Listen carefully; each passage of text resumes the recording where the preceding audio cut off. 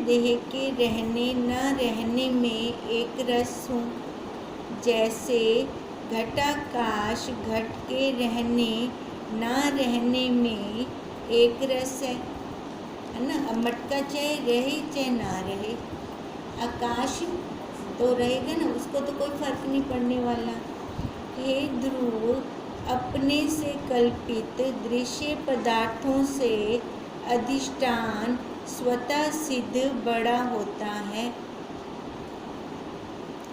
अब देखो, पेंसिल छोटी है आँख से, क्योंकि आँख बड़ी है, आँख देख रही है उसे।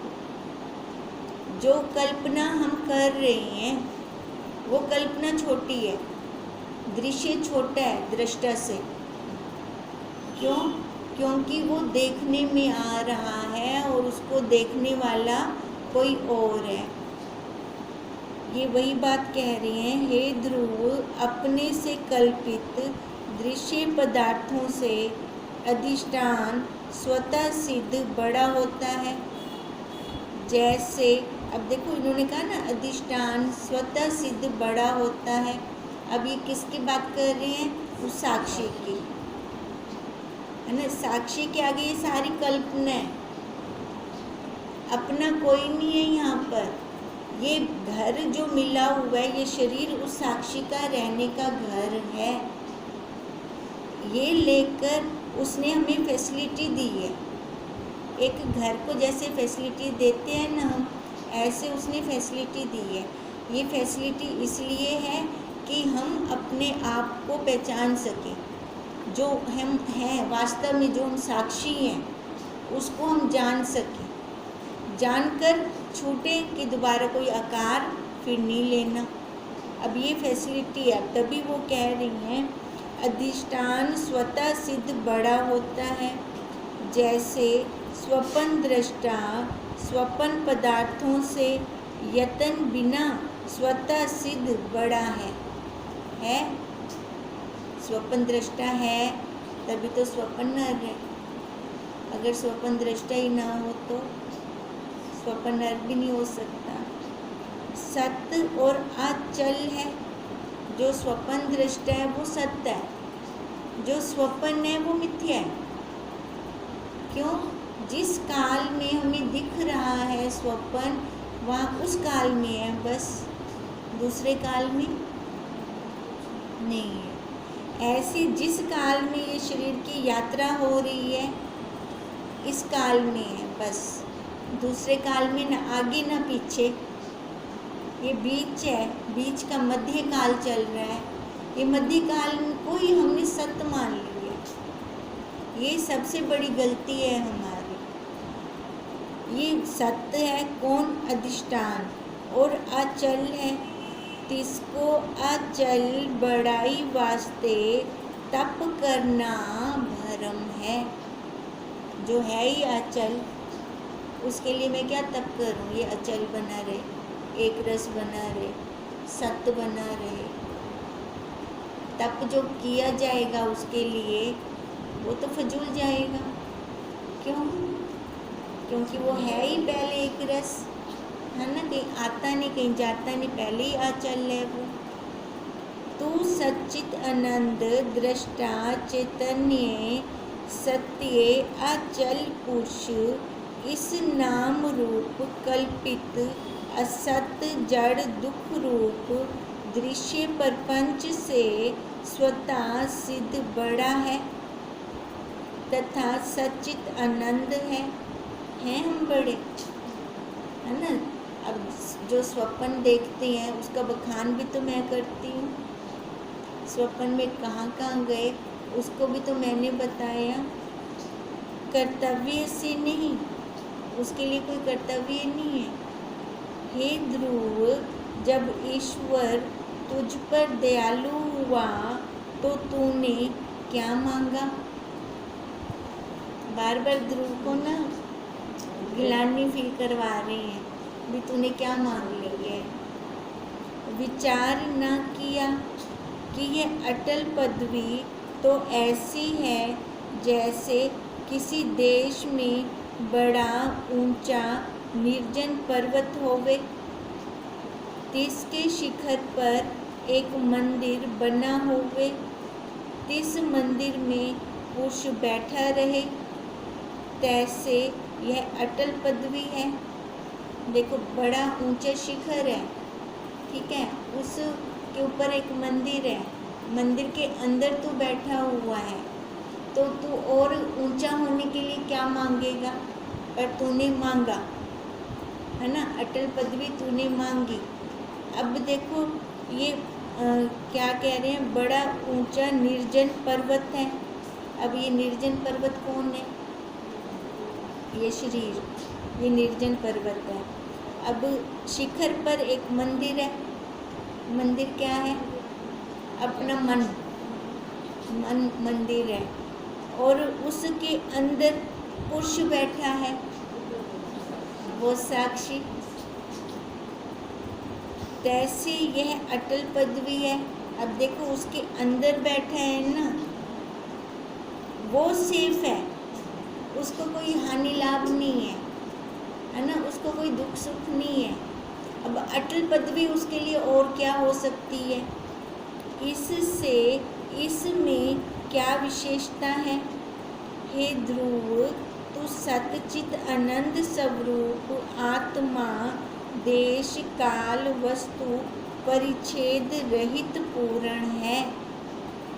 देखो परिच्छेद रहित हम पूर्ण हैं हर देश काल वस्तु में। अगर आकार को लेके चलेंगे तो परिचिनता है ना, एक जगह, अब हम इधर सभा में है तो घर नहीं है, और अगर हम साक्षी को लेके चलें तो हम पूर्ण हैं, हर जगह हम पूर्ण हैं। क्या तू अटल पदवी विषय नहीं था। अब उसको कह रहे हैं अटल पदवी में तो तू पहले ही था, तूने ये मांगी क्यों अटल पदवी।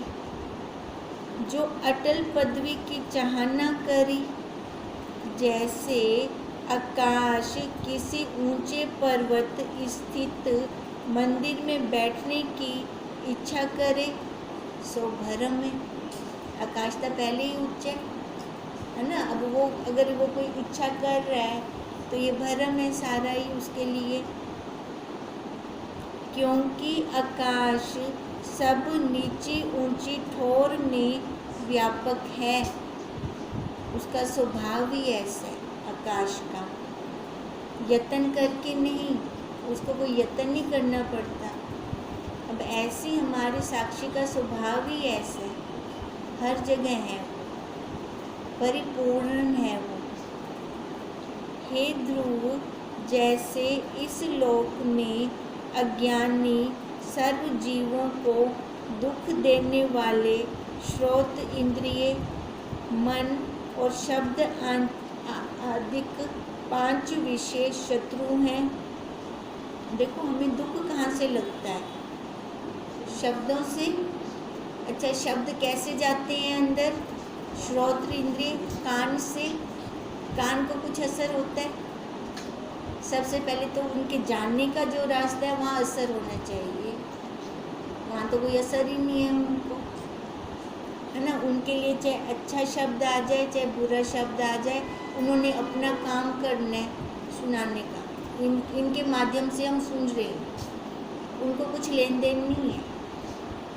अब वो कह रहे हैं ऐसी तेरे को कुछ लेन देन नहीं होना चाहिए।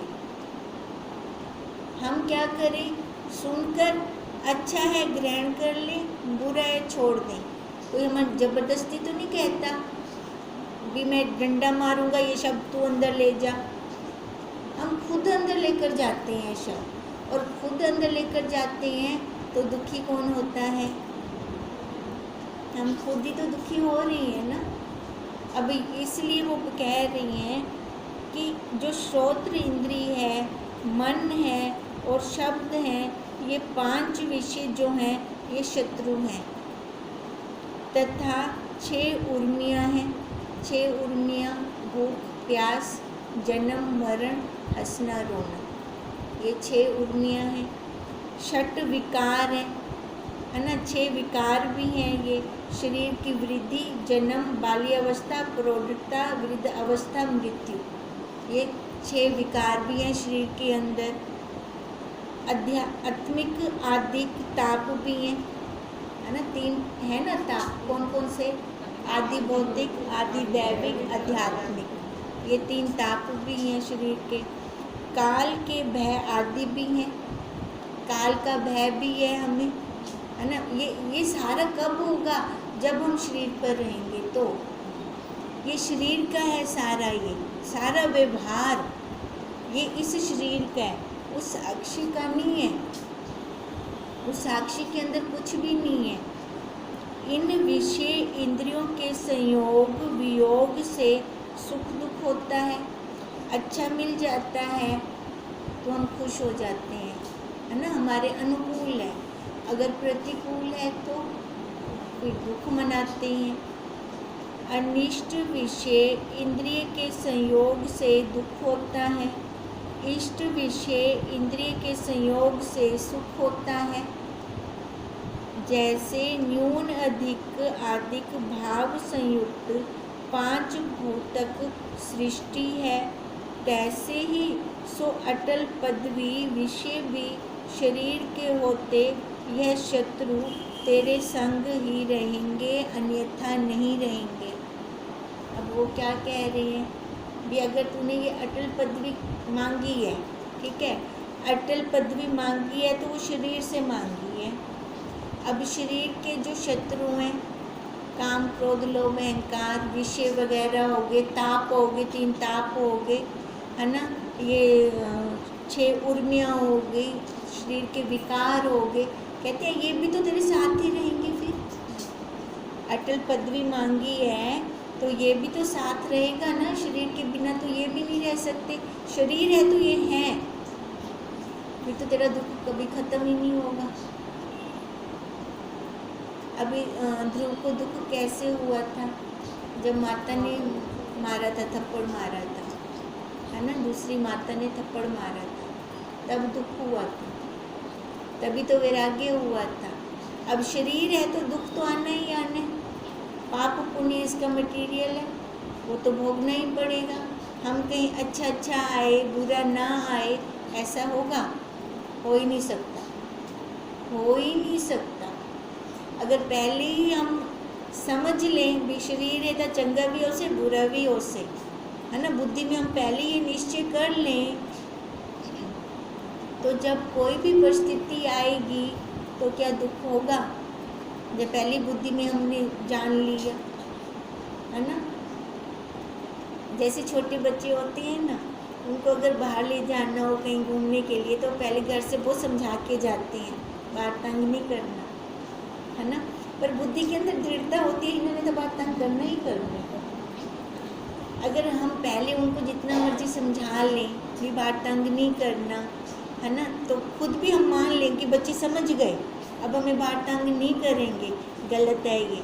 अब वहाँ वो तंग करेंगे तो दुखी होंगे। उनको समझा रही हैं पर अपनी बुद्धि के अंदर भी हो, वो तो बच्चे हैं ना, उन्होंने अपना बाल हट थोड़ी छोड़ना है, उन्होंने तंग करना ही करना है, तो फिर दुख नहीं होता। फिर तो वो जहाँ पर भी जाओ तो वो यात्रा सरल सुगमता से हो जाती है। अगर पहले मैं सोच के जाऊँ ना, मैंने समझा दिया अब ये तंग नहीं करेंगे, तो वो उन्होंने वहाँ तंग करना ही करना है, ये तो दुखी नहीं होंगे वहाँ पर। अब यही बात यहीं पर है ना। अगर वो शरीर है, मैं अटल पदवी मांग रही हूँ, तो इस शरीर की जो व्यवहार है, जो व्यवस्था है, वो तो आनी ही आनी है, तो वो दुख तो आएगा ही आएगा। फिर मैं प्रसन्न कैसे रहूँगी? अटल पदवी, इतने काल तक जीवित रहना इस शरीर का, इतने काल तक दुखी रहना, फिर इसका मतलब तो यही हुआ।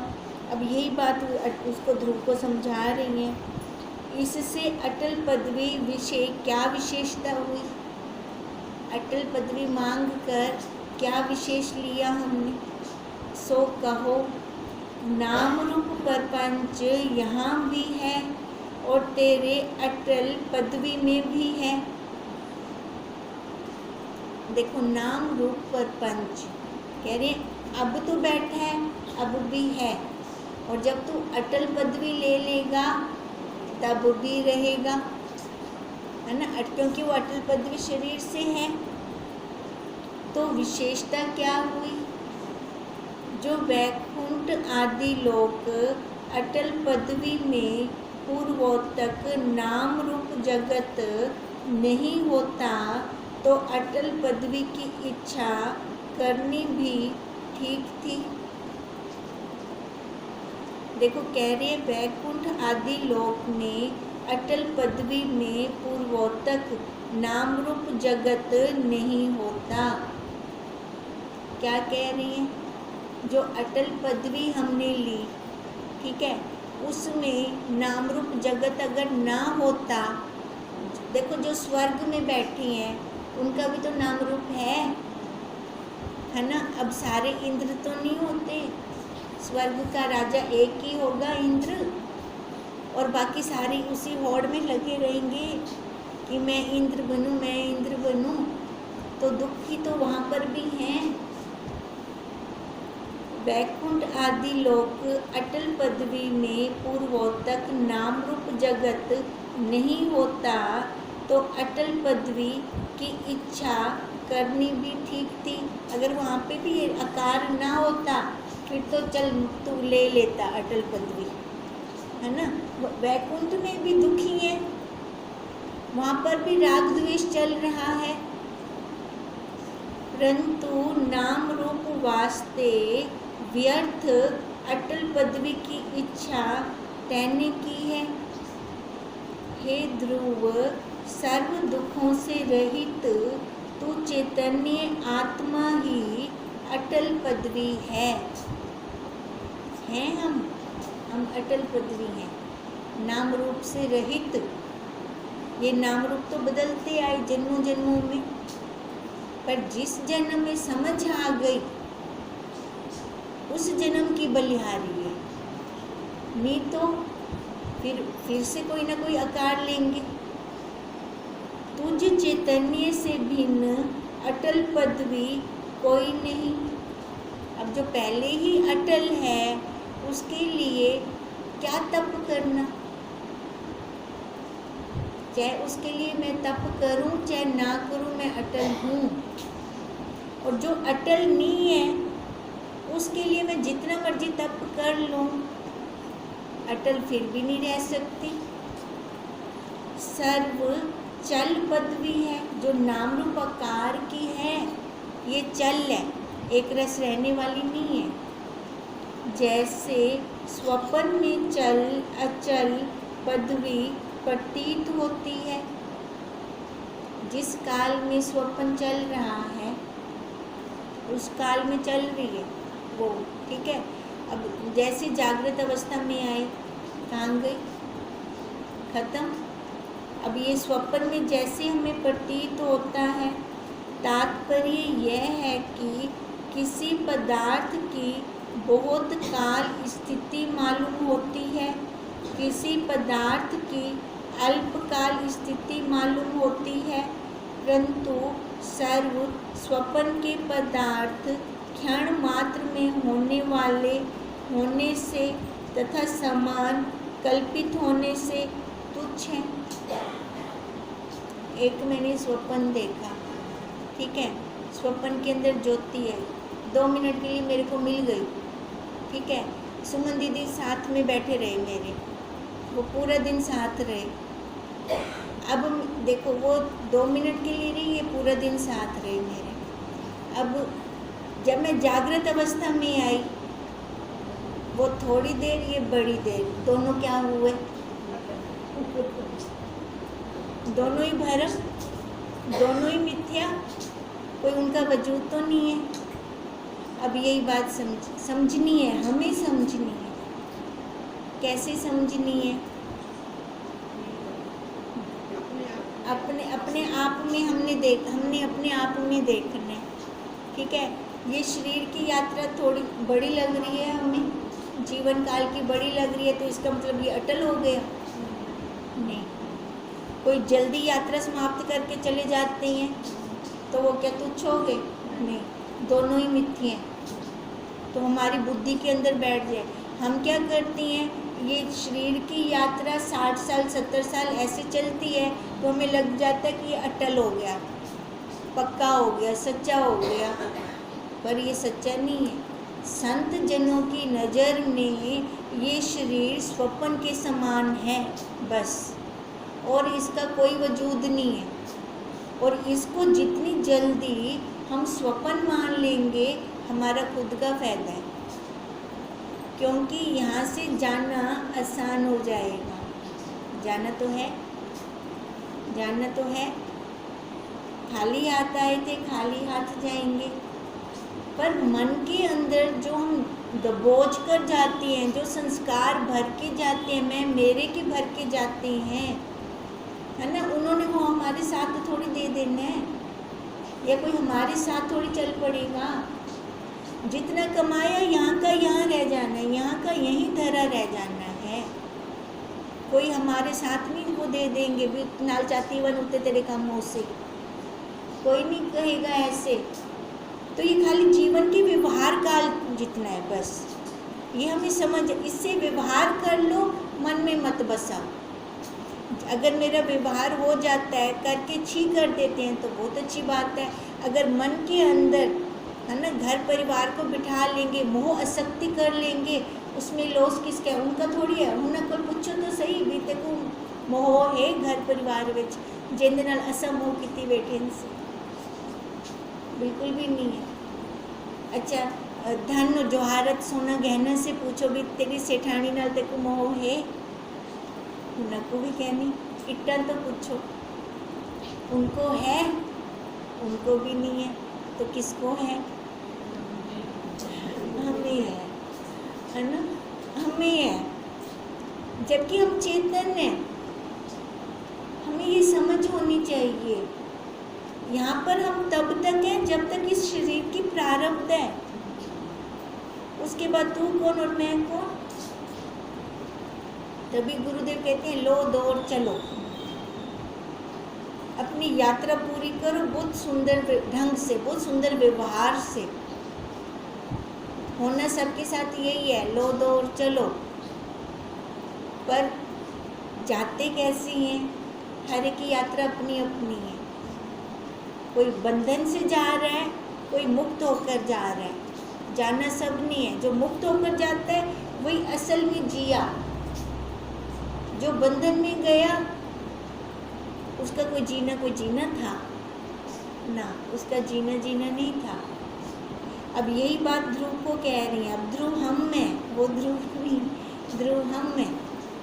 हमें वो तभी कह रही हैं जैसे स्वप्न में चल अचल पदवी प्रतीत होती है। तात्पर्य यह है कि किसी पदार्थ की बहुत काल स्थिति मालूम होती है, किसी पदार्थ की अल्पकाल स्थिति मालूम होती है, परंतु सर्व स्वप्न के पदार्थ क्षण मात्र में होने वाले होने से तथा समान कल्पित होने से तुच्छ ही हैं।